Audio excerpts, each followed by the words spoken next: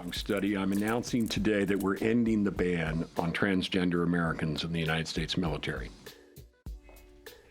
The internet is buzzing today after that announcement late yesterday. As you heard, the Pentagon is now lifting its ban on transgender people serving openly in the U.S. military. That decision removes one of the last remaining barriers to participation in the armed forces, which has seen sweeping changes in the inclusion of various groups of service members in recent years. Here's more of what Defense Secretary Ash Carter had to say. I'm proud of the thoughtful and deliberate manner in which the department's leadership has pursued this review. I've been guided throughout by one central question: is someone the best qualified service member to accomplish our mission?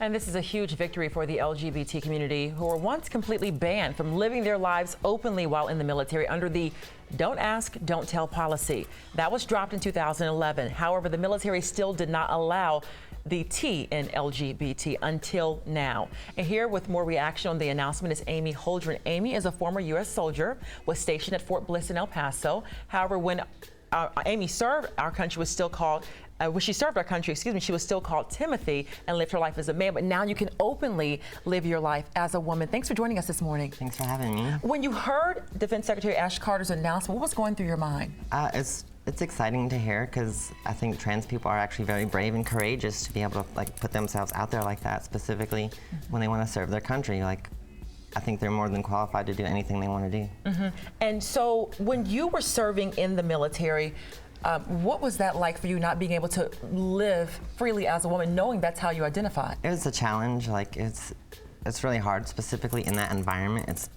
very masculine and very homophobic, so already that's kind of a challenge there. And describe that challenge more, like a day-to-day life for you, having to go to work and knowing, in your mind, this is not how I identify. Right, it's more like you just got to put on a face and try to join the mob mentality of the things and get your job done and go home and kind of relax and be yourself when you can. Find allies where you can. I used to hang out with a specific soldier all the time because we could be free and open with each other, whereas on base you kind of couldn't. So. And so when you're serving and underneath Don't Ask, Don't Tell, a policy like that, and you're talking with the other soldier you mentioned, did you hear certain slurs or other things happening amongst the troops? And how do you deal with that? It happens pretty often. It's daily jokes are just a common thing, whether you're working in the motor pool or out at the range. Someone's making a joke about somebody else. Even soldiers who are openly, homosexual, they would get picked on constantly just because of who they were, but they were confident still and proud, and just you take it on the chin, Were you harassed or picked on during that time? Oh no, I kept to myself. So how were you able to do that? What do you do to do that? It's just kind of just doing the job and just trying to get through the day. Mentally, it was the time at home that I got to spend with my family and to be able to be myself and live that way, so. It kind of helped a lot. And with this big announcement, why do you think now? Why now at this point in our country do you think that the military is now lifting this ban? I think it's partially because of media.